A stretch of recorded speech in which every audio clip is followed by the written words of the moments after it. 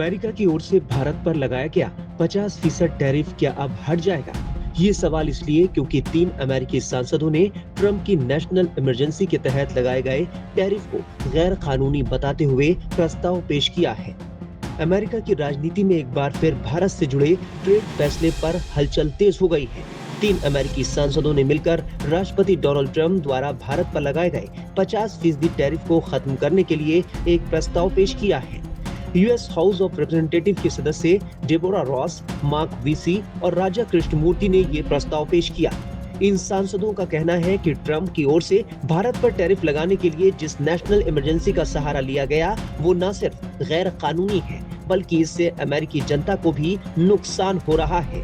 इनका साफ कहना है कि भारत अमेरिका का अहम आर्थिक और रणनीतिक साझेदार है। ऐसे में उस पर 50% तक टैरिफ लगाना समझ से परे है। यानी टैरिफ के मुद्दे पर ट्रंप अब अपने ही देश में बुरी तरह घिर गए हैं।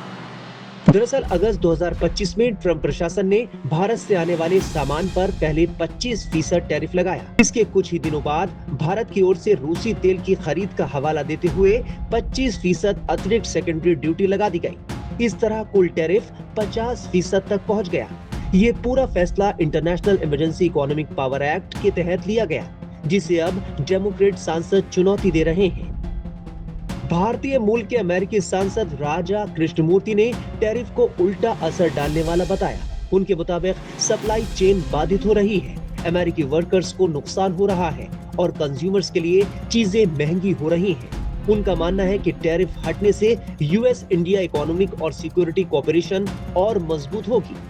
इससे पहले ब्राजील पर लगाए गए इसी तरह के टैरिफ को खत्म करने के लिए भी अमेरिकी सेनेट में प्रस्ताव आया था। डेमोक्रेट सांसदों का आरोप है कि ट्रंप ने ट्रेड जैसे संवेदनशील मुद्दे पर कांग्रेस को दरकिनार कर एक तरफा फैसले लिए। बहरहाल टैरिफ के खिलाफ अमेरिकी सांसदों के प्रस्ताव ने ट्रंप की मुश्किलें बढ़ा दी हैं।